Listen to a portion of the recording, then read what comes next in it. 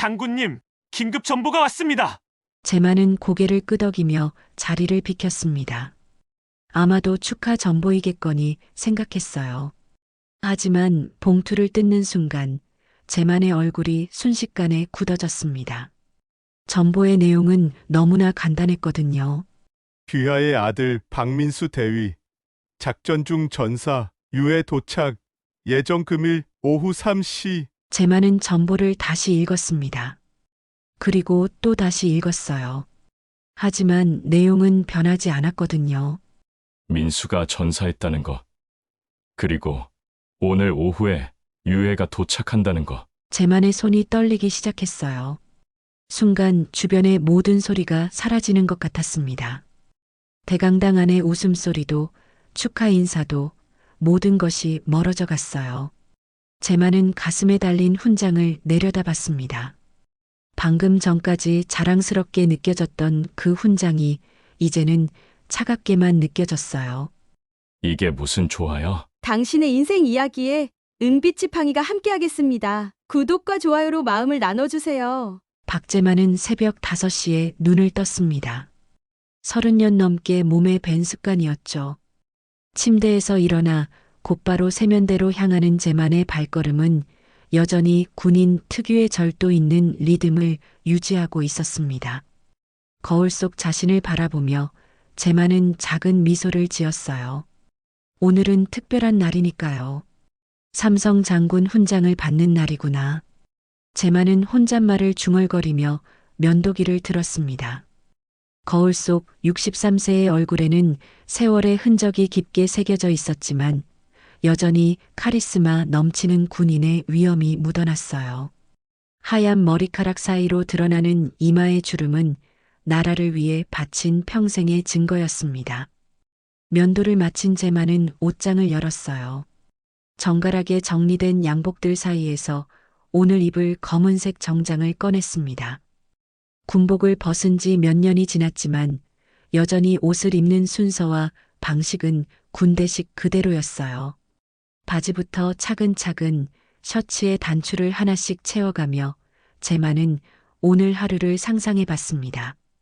국방부 대강당에 모인 사람들, 그리고 자신의 가슴에 달릴 빛나는 훈장. 육군 중장으로 전역한 뒤에도 군 관련 자문으로 활동하고 있던 제만에게 이번 훈장은 특별한 의미였어요.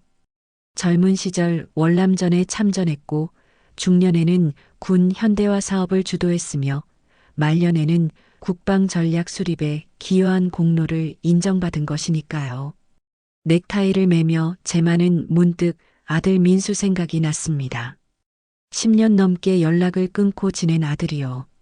민수가 어렸을 때는 제만의 무릎 위에 앉아서 아버지의 군복 단추를 만지작거리곤 했었는데 언제부터인가 그 아이는 제만을 멀리하기 시작했어요. 나라를 지키느라 내 생일도 못 챙겨줬다. 그것이 잘못이었나? 제만은 거울을 보며 스스로에게 물었습니다. 하지만 대답은 쉽게 나오지 않았어요. 군인으로서의 의무와 아버지로서의 역할 사이에서 제만은 늘 전자를 택했거든요. 그것이 옳다고 믿었고 가족들도 이해해 줄 거라고 생각했습니다. 민수는 대학 졸업 후 제만의 권위주의적인 성격을 견디지 못하고 집을 나갔어요. 그리고는 아버지에게 반발하듯 군에 자원 입대했죠. 특전사로 선발되어 현재까지 복무 중이라는 소식을 며느리 수연을 통해 가끔 들을 뿐이었습니다. 수연은 여전히 제만에게 안부 전화를 드리곤 했어요. 하지만 민수는 달랐습니다. 명절에도 제만의 생일에도 심지어 제만이 입원했을 때도 얼굴을 보이지 않았거든요. 제만은 그런 아들이 원망스러우면서도 한편으로는 자랑스러웠어요. 아버지를 따라 군인의 길을 택한 것이니까요. 시계를 보니 오전 7시였습니다. 행사는 오전 10시에 시작되니까 아직 시간이 충분했어요. 제만은 거실로 나가 소파에 앉았습니다. 텅 빈 집안은 너무나 조용했어요. 아내가 세상을 떠난 지 벌써 5년이 흘렀고 아들과 며느리는 따로 살고 있으니 이 집에는 쟤만 혼자뿐이었거든요. 식탁 위에는 오늘 아침 배달된 신문이 놓여 있었습니다. 쟤만은 신문을 펼치며 국제 정세와 국방 관련 기사들을 꼼꼼히 읽어 나갔어요. 여전히 세상 돌아가는 일에 관심이 많았거든요. 특히 군사 관련 소식은 놓치지 않고 챙겨보는 것이 쟤만의 일상이었습니다. 커피를 한 잔 내려 마시며 쟤만은 오늘의 계획을 다시 한번 점검했어요. 오전 9시에 집을 나서서 국방부에 도착, 오전 10시 훈장 수여식, 오후에는 동기들과의 만찬이 예정되어 있었죠. 완벽한 하루가 될 것 같았습니다. 하지만 쟤만은 알지 못했어요. 이 완벽할 것 같던 하루가 자신의 인생에서 가장 비참한 날이 될 거라는 사실을 말이에요. 오전 9시 정각, 쟤만은 집을 나섰습니다. 깔끔하게 달인 정장 차림에 구두까지 반들반들 닦아놓은 모습이었어요. 택시를 타고 국방부로 향하는 길, 쟤만의 마음은 한껏 부풀어 있었습니다. 창밖으로 스쳐 지나가는 서울 시내 풍경을 바라보며 쟤만은 지난 세월을 되돌아봤어요. 이등병으로 입대해서 중장까지 올라간 자신의 인생이 오늘 하나의 완성을 보는 기분이었거든요. 삼성 장군 훈장은 군인이 받을 수 있는 최고의 영예 중 하나였습니다. 평생을 바친 대가로 받는 마지막 선물 같은 것이었죠. 국방부 앞에 도착하자 이미 많은 사람들이 모여 있었어요. 같은 시대를 살아온 동기들과 후배들, 그리고 국방부 관계자들까지. 쟤만은 그들과 악수를 나누며 인사를 건넸습니다. 모두들 쟤만의 수운을 축하해 주었어요. 쟤만이 형 축하합니다. 정말 대단하십니다. 고생 많으셨어요. 오늘이야말로 형님의 날이네요. 동기들의 진심 어린 축하 인사가 쟤만의 가슴을 뜨겁게 만들었습니다. 이런 순간들이 군인으로 살아온 보람을 느끼게 해주는 것 같았어요. 함께 젊은 시절을 보낸 전우들과 나누는 기쁨은 특별했거든요.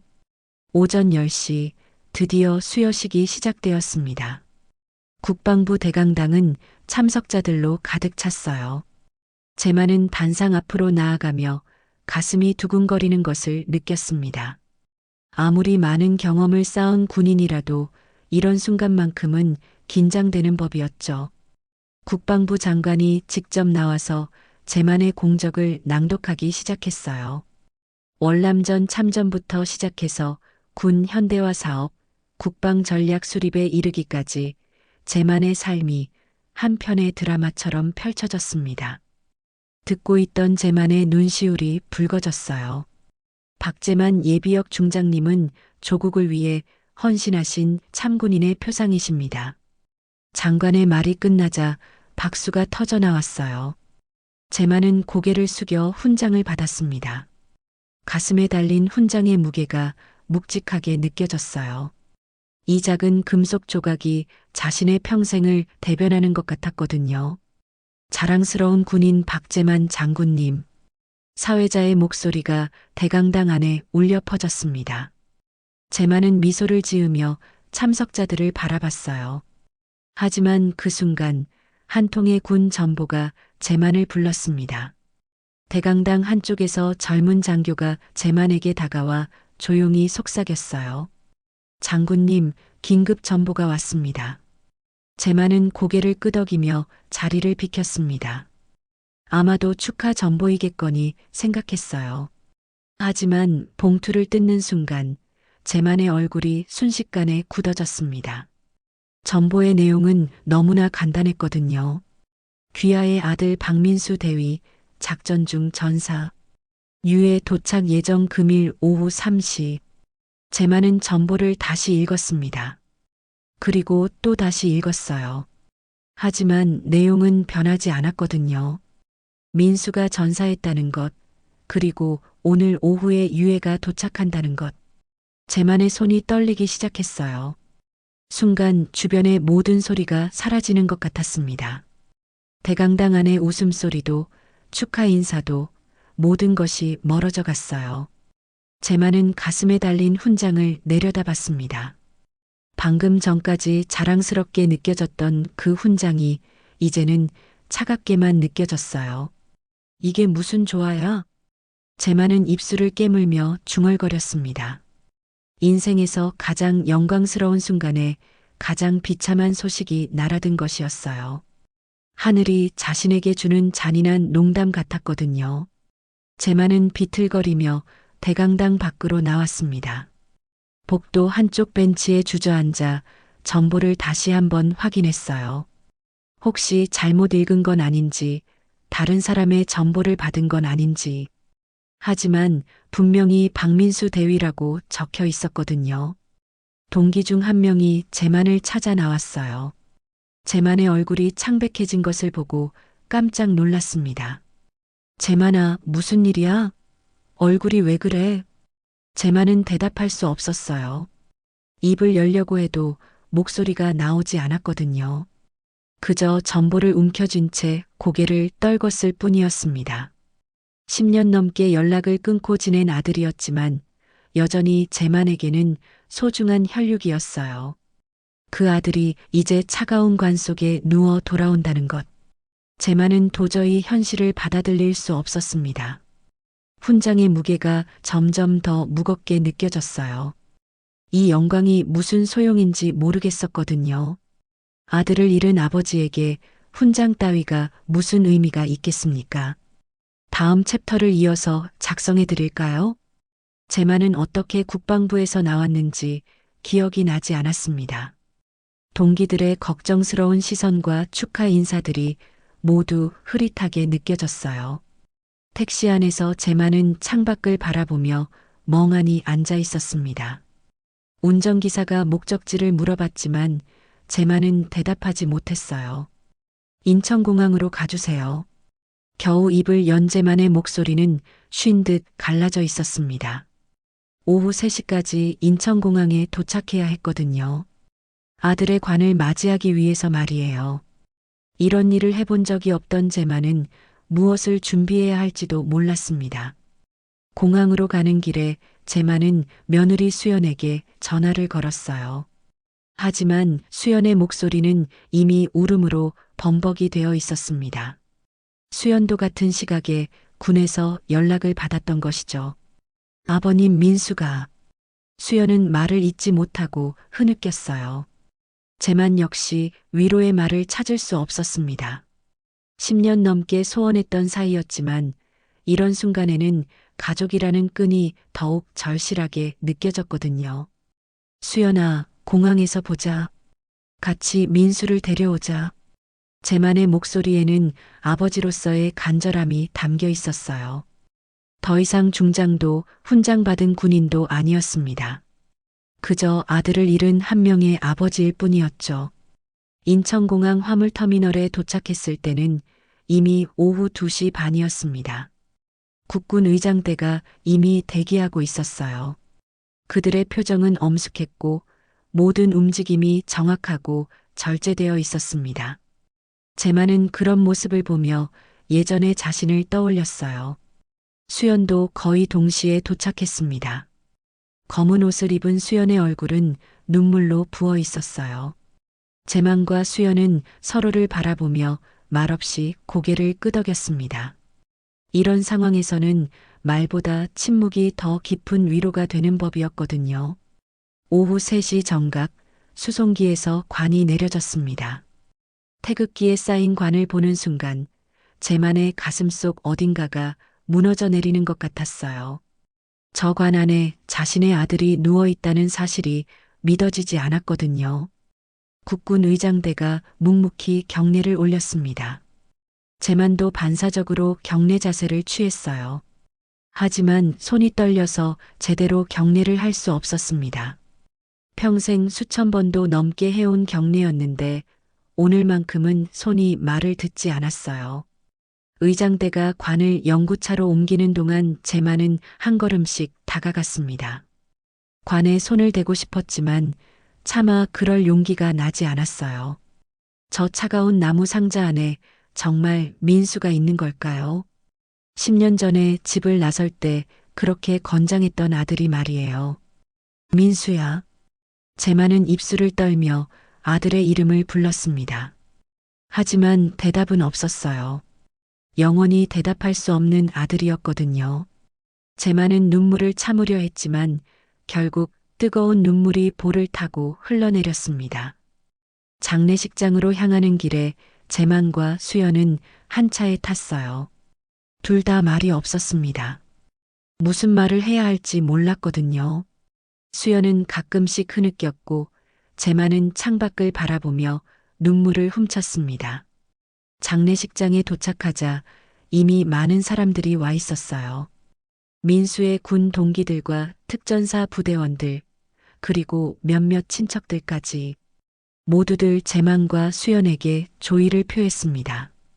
하지만 제만에게는 그 모든 것이 현실 같지 않았어요. 빈소가 차려지고 민수의 영정사진이 놓였습니다. 사진 속 민수는 특전사 베레모를 쓰고 환하게 웃고 있었어요. 언제 찍은 사진인지는 모르겠지만 아버지를 닮은 듯한 의연한 표정이었습니다. 제만은 영정사진 앞에 서서 한참 동안 아들을 바라봤어요.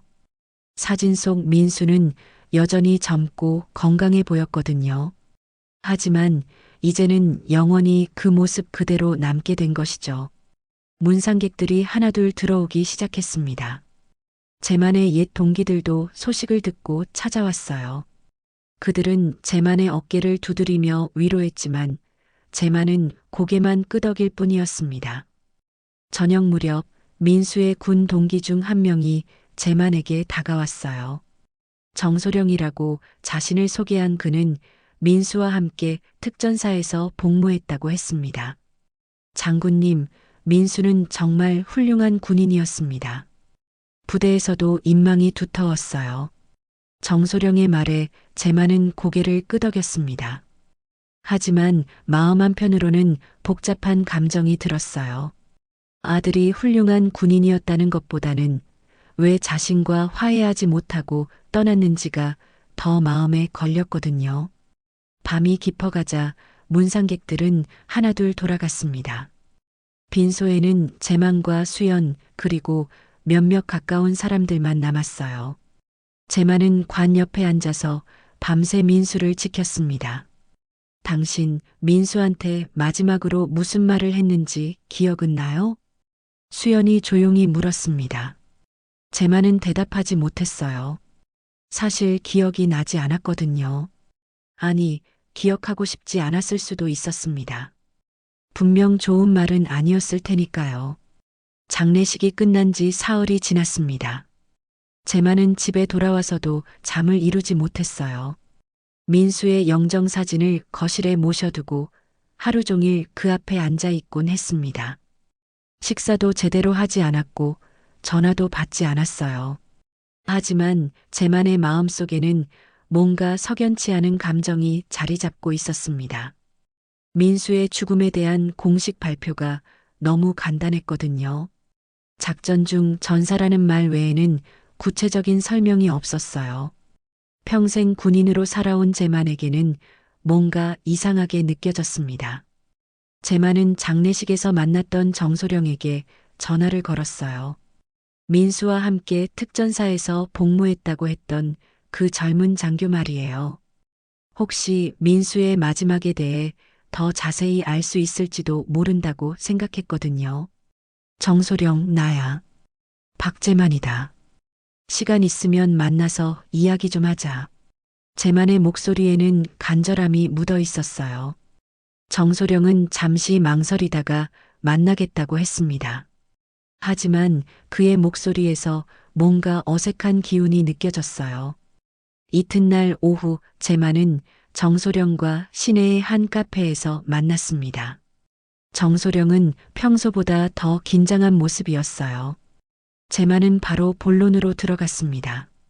민수가 정확히 어떻게 죽었는지 알고 싶다. 공식 발표만으로는 이해가 안 간다. 정소령은 잠시 침묵했습니다. 그리고 주변을 두리번거리더니 목소리를 낮췄어요. 장군님, 민수 대위는 최근 미얀마 파병 임무에 참여했습니다. 하지만 그 임무의 성격이 일반적인 것과는 달랐어요. 제만의 눈이 날카로워졌습니다. 뭔가 숨겨진 이야기가 있다는 직감이 들었거든요. 무슨 뜻이냐? 구체적으로 말해봐. 정소령은 더욱 목소리를 낮춰 말했어요. 민수 대위가 참여한 작전은 공식적인 군 작전이 아니었습니다. 어떤 민간 군사 외주 업체가 주도한 비밀 작전이었어요. 하지만 그 이상은 제가 말씀드릴 수 없습니다. 제만은 정소령의 말에 충격을 받았어요. 민간 군사 외주 업체라니 그런 곳에서 왜 민수가 작전을 수행했다는 건지 이해할 수 없었거든요. 그럼 민수는 왜 그런 작전에 참여했단 말이냐? 그것도 저는 정확히 모릅니다. 다만 민수 대위가 자원했다고 들었어요. 위험한 임무라는 것을 알면서도 말입니다. 제만은 주먹을 쥐었습니다. 아들이 왜 그런 위험한 일에 자원했는지, 그리고 그 일이 정말 정당한 것이었는지 의문이 들었어요. 정소령은 더 이상 말하기 어렵다며 자리에서 일어났습니다. 하지만 제만은 그를 붙잡았어요. 잠깐, 민수 물건들은 어떻게 됐나? 휴대폰이나 개인 소지품 말이야. 그것들은 부대에서 정리해서 따로 전달할 예정입니다. 며칠 후에 연락드릴게요.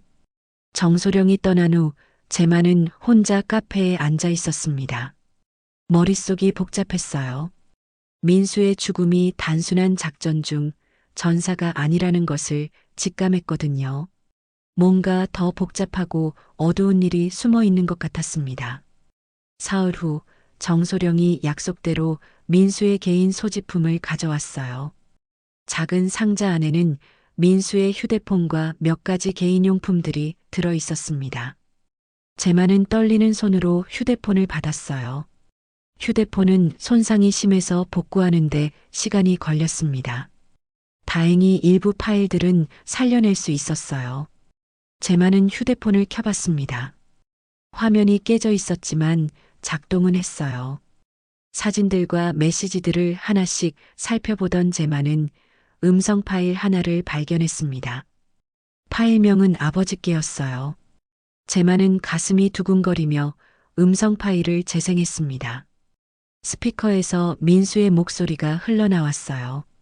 아버지 혹시 이 파일을 듣는다면 그때 내가 왜 떠났는지 이해해 줄 수 있을까요? 아버지는 늘 나라를 위해 사는 것이 군인의 도리라고 하셨잖아요. 저도 그렇게 살려고 노력했습니다. 하지만 이 작전은 단순한 게 아니에요. 뭔가 잘못된 것 같아요. 만약 제가 돌아오지 못한다면 음성이 거기서 끊어졌습니다.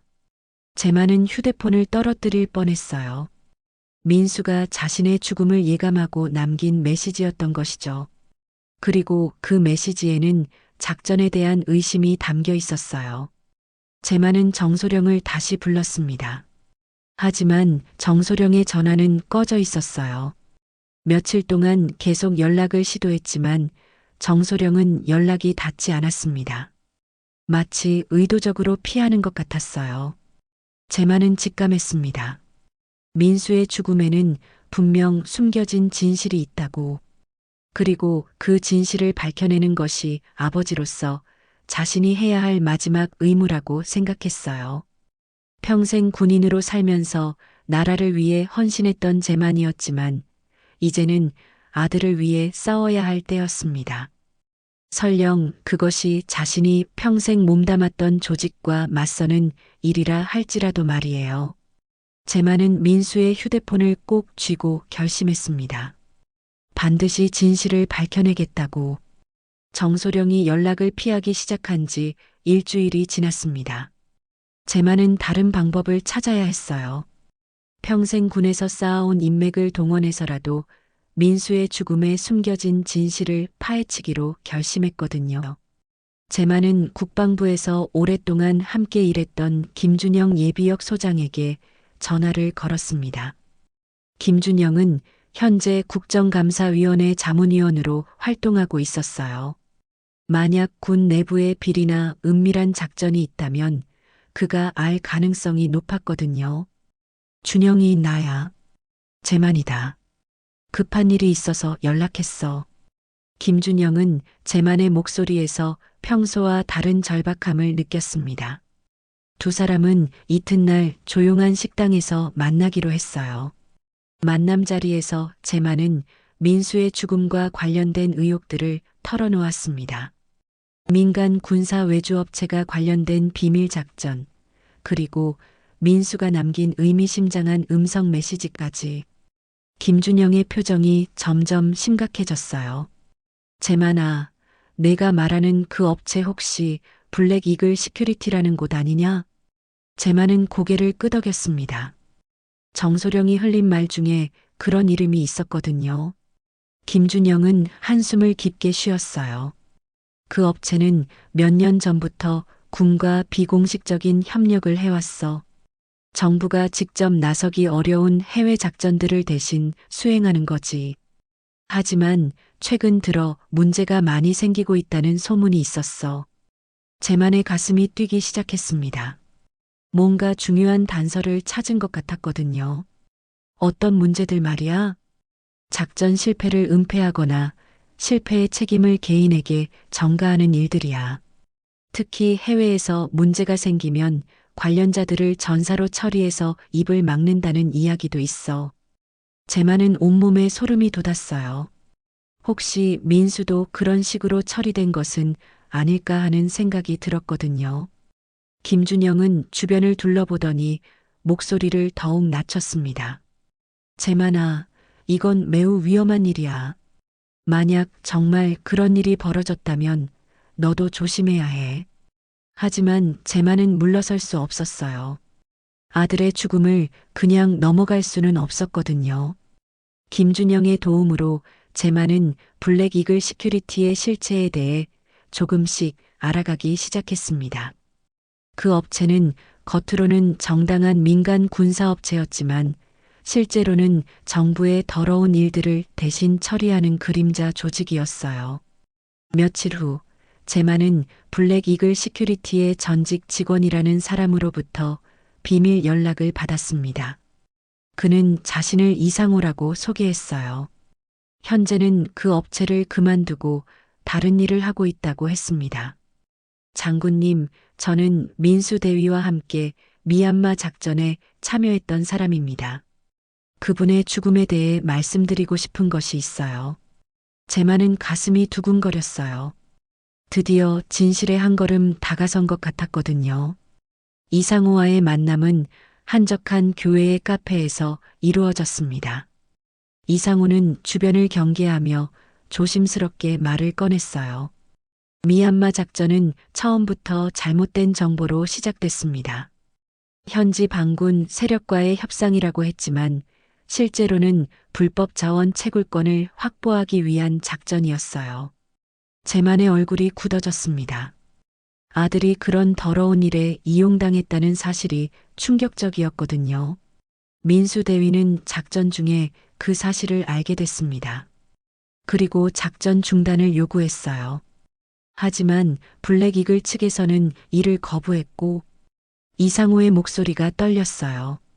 그날 밤 민수 대위는 현지 반군들과의 교전에서 아군의 지원을 받지 못했습니다. 의도적으로 고립시킨 거예요. 그리고 그분이 쓰러진 후에는 작전 중 전사로 처리했습니다. 재만은 주먹을 꽉 쥐었어요. 분노가 치밀어 올랐거든요. 그럼 민수는 살해당한 거냐? 직접적인 살인은 아니지만 의도적으로 죽음에 이르게 한 것은 맞습니다. 민수 대위가 살아서 돌아오면 작전의 진실이 밝혀질까봐 두려워했던 거죠. 이상호는 증거가 될 만한 자료들도 가져왔어요. 작전 계획서와 현지에서 주고받은 무전 기록들이었습니다. 모든 것이 민수의 죽음이 단순한 전사가 아니라는 것을 증명하고 있었어요. 왜 이제서야 말하는 거냐? 재만의 질문에 이상호는 고개를 떨궜습니다. 처음에는 무서웠어요. 하지만 민수 대위의 음성 메시지를 들었다는 소식을 듣고 나서 더 이상 침묵할 수 없었습니다. 제만은 모든 것을 이해했어요. 아들이 왜 그런 음성 메시지를 남겼는지, 왜 작전에 대해 의심을 품었는지, 그리고 왜 돌아오지 못했는지도. 이게 나라냐, 내 아들은 장난감이 아니야. 제만의 목소리에는 분노와 절망이 섞여 있었어요. 평생 나라를 위해 헌신했던 자신이 그 나라에 의해 아들을 잃었다는 사실이 받아들여지지 않았거든요. 이상호는 제만에게 모든 자료를 건네주었습니다. 장군님이 이 일을 어떻게 처리하실지는 모르겠지만 민수 대위의 명예만은 지켜주시길 바랍니다. 제만은 자료들을 받아들고 깊은 고민에 빠졌어요. 군인의 명예를 지킬 것인가, 아버지로서 진실을 밝힐 것인가. 이제 선택의 시간이 다가오고 있었습니다. 제만은 집으로 돌아와 이상호에게서 받은 자료들을 책상 위에 펼쳐놓았습니다. 작전 계획서, 무전 기록, 그리고 현지 상황 보고서들. 모든 것이 민수의 죽음이 조작된 것임을 보여주고 있었어요. 제만은 한 장 한 장 꼼꼼히 읽어나갔습니다. 자료를 읽을수록 제만의 분노는 커져갔어요. 아들이 단순히 나라를 위해 싸우다 죽은 것이 아니라 누군가의 이익을 위해 이용당하고 버려진 것이었거든요. 평생 군인의 명예를 지키며 살아온 제만에게는 받아들이기 어려운 현실이었습니다. 그때 민수의 휴대폰에서 알림음이 울렸어요. 제만은 깜짝 놀라며 휴대폰을 확인했습니다. 클라우드에서 복구된 파일이 있다는 메시지였어요. 제만은 떨리는 손으로 파일을 열어봤습니다. 그것은 동영상 파일이었어요. 화면에 민수의 얼굴이 나타났습니다. 수염이 자라고 지친 모습이었지만 여전히 아버지를 닮은 의연한 표정이었어요. 제만은 숨을 멈추고 화면을 바라봤습니다. 아버지, 만약 이 영상을 보신다면 저는 아마 이미 이 세상에 없을 거예요. 민수의 목소리가 제만의 가슴을 찔렀어요. 아들이 자신의 죽음을 예감하고 남긴 마지막 메시지였거든요. 저는 아버지를 오랫동안 미워했습니다. 아버지가 군인이라는 이유로 가족보다 나라를 먼저 생각한다고 생각했거든요. 집을 나갈 때도 아버지에게 상처가 되는 말을 많이 했죠. 제만의 눈에서 눈물이 흘러내렸어요. 민수가 집을 나가던 그날의 기억이 생생하게 떠올랐거든요. 하지만 군에 들어와서 깨달았어요.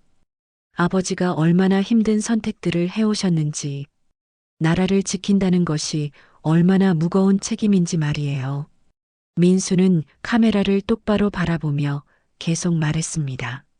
난 아버지를 미워했지만 동시에 존경했어요. 아버지가 했던 방식이 틀렸던 건 아니에요. 다만 나도 내 방식대로 싸우고 싶었을 뿐이에요. 제만은 목이 메어 소리를 낼 수 없었어요. 아들이 자신을 이해해주고 있었다는 사실이 더욱 가슴 아팠거든요. 하지만 이번 작전은 다릅니다. 이건 나라를 위한 것이 아니에요. 누군가의 돈벌이를 위해 군인들이 이용당하고 있어요. 저는 이것을 그냥 넘어갈 수 없습니다.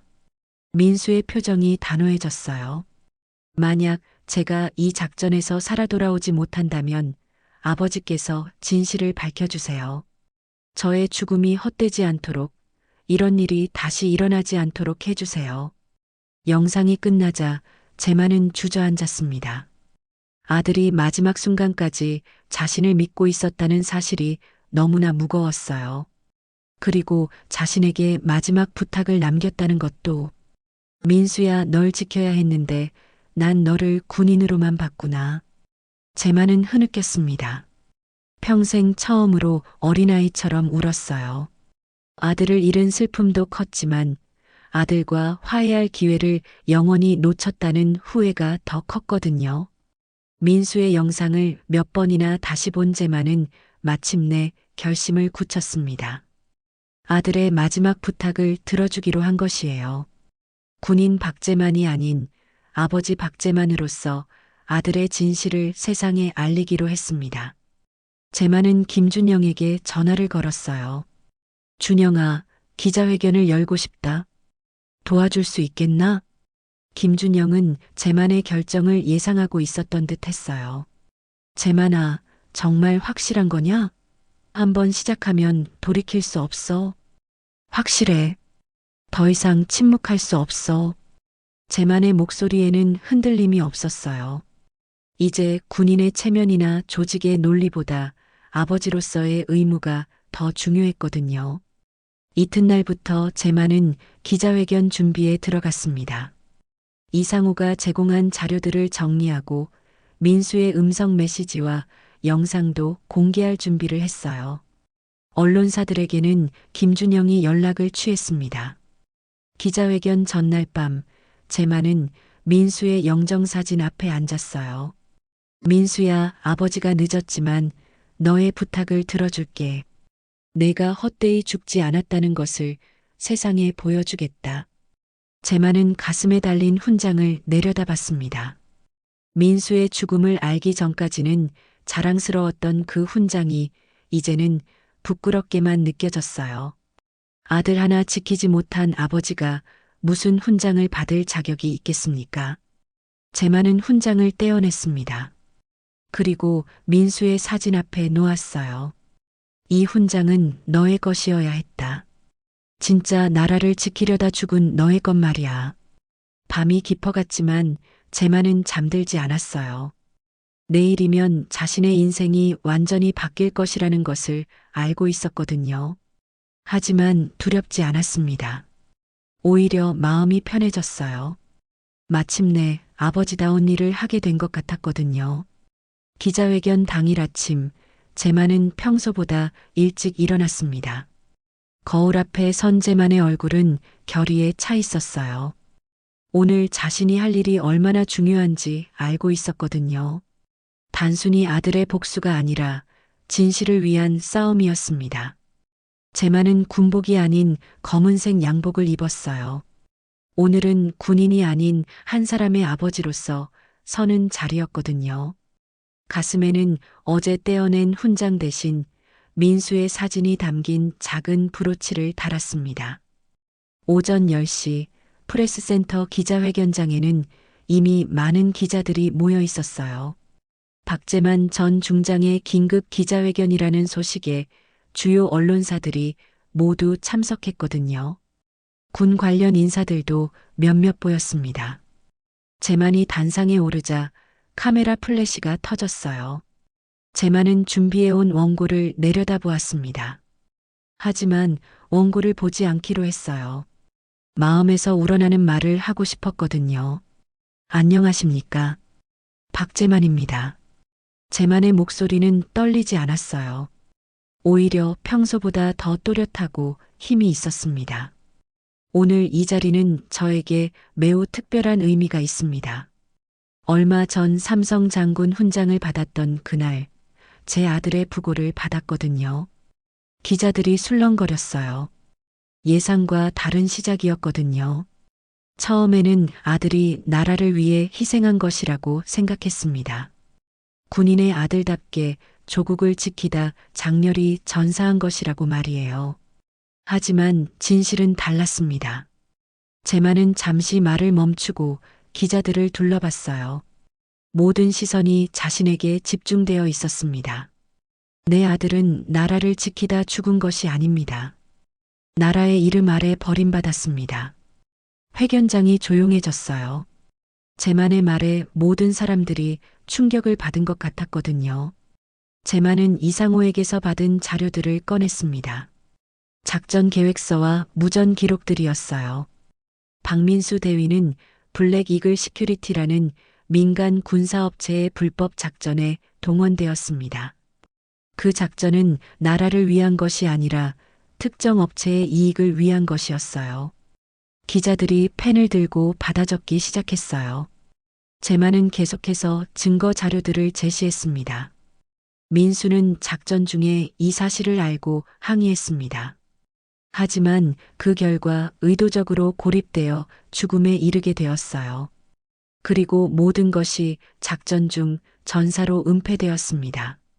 한 기자가 손을 들었어요. 장군님, 그런 주장을 뒷받침할 확실한 증거가 있습니까?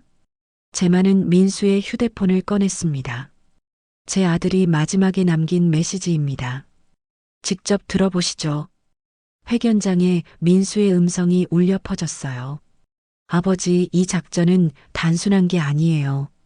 뭔가 잘못된 것 같아요. 기자들의 표정이 진지해졌습니다. 이어서 제만은 민수의 마지막 영상도 공개했어요. 아들이 자신의 죽음을 예감하며 진실을 밝혀달라고 부탁하는 모습에 회견장은 숙연해졌습니다. 제가 오늘 이 자리에 선 이유는 복수 때문이 아닙니다. 이런 일이 다시 일어나지 않게 하기 위해서입니다. 제만은 가슴에서 훈장이 든 상자를 꺼냈어요. 저는 오늘 이 훈장을 반납합니다. 제 아들 하나 지키지 못한 아버지가 무슨 훈장을 받을 자격이 있겠습니까? 제만은 훈장 상자를 단상 위에 놓았습니다. 카메라 플래시가 다시 터졌어요. 평생 군인으로 살면서 저는 나라를 위해 모든 것을 바쳤다고 생각했습니다. 하지만 진짜 중요한 것은 나라가 아니라 사람이었어요. 제 아들 같은 사람들이었습니다. 제만의 목소리에 감정이 실렸어요. 군인들은 나라를 지키기 위해 목숨을 바칩니다. 하지만 그 숭고한 희생이 누군가의 이익을 위해 이용되어서는 안 됩니다. 기자들이 연속으로 질문을 쏟아냈어요. 제만은 차근차근 대답했습니다. 블랙 이글 시큐리티의 실체, 정부와의 유착관계, 그리고 은폐 시스템까지 모든 것을 낱낱이 밝혔어요. 마지막으로 말씀드리고 싶습니다. 오늘 나는 장군의 명예를 내려놓고 아들의 이름을 지킵니다. 제만이 단상에서 내려오자 기자들이 일제히 일어났어요. 박수가 터져 나왔습니다. 진실을 밝힌 한 아버지의 용기에 감동한 것이었어요. 기자회견이 끝나자마자 언론은 들끓기 시작했습니다. 주요 포털 사이트 메인에 제만의 기자회견 내용이 실렸고 저녁 뉴스는 이 소식으로 가득 찼어요. 시민들의 반응도 뜨거웠습니다. 하지만 정부와 군 당국의 반응은 달랐어요. 긴급 대책회의가 소집되었고 제만의 주장을 반박하는 성명서 준비에 들어갔습니다.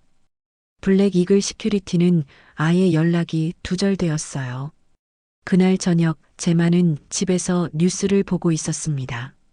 자신의 기자회견이 모든 채널에서 반복 방송되고 있었어요. 댓글들도 대부분 제만을 지지하는 내용이었습니다.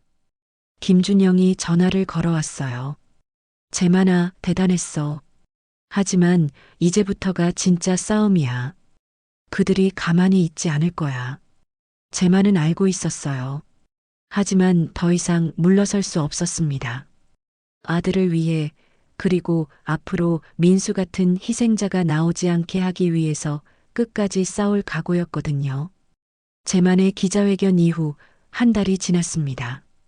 그동안 세상은 급격하게 변했어요. 국정감사위원회에서 블랙 이글 시큐리티에 대한 국정감사가 시작되었고 검찰도 수사에 착수했습니다. 제만이 제공한 증거들이 결정적인 역할을 했거든요. 블랙 이글 시큐리티의 대표와 관련 공무원들이 연이어 구속되었어요. 불법 작전과 은폐 공작, 그리고 민수를 비롯한 여러 군인들의 죽음을 조작한 혐의였습니다. 제만이 용기를 내지 않았다면 영원히 묻혔을 진실들이었죠. 언론과 시민사회의 반응도 뜨거웠습니다. 제만을 지지하는 시민들의 집회가 열렸고 군의 투명성을 요구하는 목소리가 높아졌어요. 평생 조용히 살아온 제만에게는 낯선 경험이었지만 아들을 위한 일이라는 생각에 모든 것을 감당해냈습니다. 하지만 제만에게 가장 의미 있었던 것은 따로 있었어요. 민수와 함께 작전에 참여했다가 살아 돌아온 군인들이 하나둘 진실을 증언하기 시작한 것이었거든요. 그들은 모두 입을 다물고 살았지만 제만의 용기에 감화되어 양심의 목소리를 낸 것이었습니다. 어느 날 오후 제만은 민수의 묘소를 찾았습니다. 한 달 만에 찾는 길이었어요. 그동안 너무 바빠서 제대로 찾아뵐 수 없었거든요. 묘지에는 제만 말고도 다른 사람이 있었습니다. 수연이었어요. 며느리는 민수의 묘비 앞에서 꽃을 정리하고 있었습니다. 제만을 보자 수연은 미소를 지었어요. 예전과는 다른 따뜻한 미소였습니다. 아버님, 고생 많으셨어요. 수연의 목소리에는 고마움이 담겨 있었어요. 제만이 민수의 명예를 지켜준 것에 대한 감사의 마음이었거든요. 수연아, 미안하다. 이제야 민수를 제대로 찾아뵙네. 제만은 묘비 앞에 무릎을 꿇었어요. 묘비에는 새로운 문구가 추가되어 있었습니다. 고 박민수 대위, 진실을 위해 싸우다. 제만이 요청한 문구였어요. 민수야, 아버지가 늦었지만 너의 부탁을 들어줬다. 이제 내가 헛되이 죽지 않았다는 것을 모든 사람이 알게 됐어. 제만은 품에서 훈장을 꺼냈습니다. 기자회견에서 반납했던 그 훈장을 정부에서 다시 돌려주었거든요. 하지만 제만은 그것을 받을 수 없었어요. 그 훈장은 이제 민수의 것이라고 생각했거든요. 이 훈장은 너의 것이어야 했다. 진짜 나라를 지키려다 죽은 너의 것 말이야. 제만은 훈장을 묘비 앞에 조심스럽게 놓았습니다. 그리고 깊은 절을 올렸어요. 아들에 대한 사죄와 존경의 마음을 담아서 말이에요. 그때 어린아이의 목소리가 들렸습니다. 제만이 고개를 들어보니 5살 정도 된 남자아이가 수연의 손을 잡고 서 있었어요. 민수의 아들, 제만의 손자였습니다. 할아버지, 아빠는 왜 혼자 싸웠어요? 아이의 순진한 질문에 제만의 가슴이 찡했어요. 어떻게 설명해야 할지 몰랐거든요. 그건 할아버지가 너무 늦게 알아서 그래 하지만 이젠 아빠가 혼자가 아니란다. 제만은 손자를 안아 올렸어요. 민수를 닮은 손자의 얼굴을 보니 새로운 희망이 느껴졌습니다. 이 아이만큼은 아버지처럼 외롭게 싸우지 않게 해주고 싶었어요. 준호야, 내 아빠는 정말 훌륭한 사람이었어. 잘못된 것을 보고도 참지 않고 맞서 싸우는 용감한 사람이었단다. 손자는 고개를 끄덕였어요. 아직 모든 것을 이해하지는 못하겠지만 아버지가 대단한 사람이었다는 것은 느끼는 것 같았거든요. 해가 저물어가자 제만과 수연 그리고 손자는 묘지를 떠날 준비를 했어요. 제만은 마지막으로 민수의 묘비를 바라봤습니다. 훈장이 놓인 그 자리가 어쩐지 따뜻해 보였어요. 민수야, 이제 편히 쉬어라. 아버지가 내 목까지 살아가겠다. 돌아오는 길에 수연이 제만에게 말했어요. 아버님, 민수가 정말 좋아할 것 같아요. 아버님이 해주신 일들을 말이에요. 제만은 고개를 끄덕였습니다. 비로소 아버지다운 일을 한 것 같았거든요. 그날 밤 제만은 오랜만에 깊은 잠에 들었어요. 꿈에서 민수를 만났습니다. 젊은 시절의 민수가 아니라 특전사 베레모를 쓴 어른 민수였어요. 아버지, 고생하셨어요. 민수가 웃으며 말했어요. 제만은 꿈속에서도 눈물을 흘렸습니다. 민수야, 미안하다. 아버지가 너를 제대로 이해하지 못했구나. 괜찮아요, 아버지. 이제 저도 아버지를 이해해요. 서로 다른 방식으로 나라를 사랑했을 뿐이에요. 꿈에서 깬 제만은 창문을 열었어요. 새벽 공기가 상쾌했습니다. 새로운 하루가 시작되고 있었어요. 제만에게도 새로운 인생이 시작되는 것 같았거든요. 이제 제만은 더 이상 삼성 장군이 아니었어요. 그저 아들을 사랑하는 아버지였고 손자를 돌보는 할아버지였습니다. 그리고 진실을 위해 싸우는 한 사람의 시민이었어요. 묘비에 놓인 훈장은 햇살을 받아 반짝이고 있었습니다.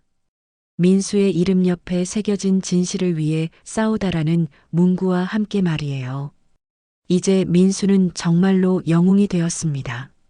나라가 만든 영웅이 아니라 진실이 만든 영웅으로 말이에요.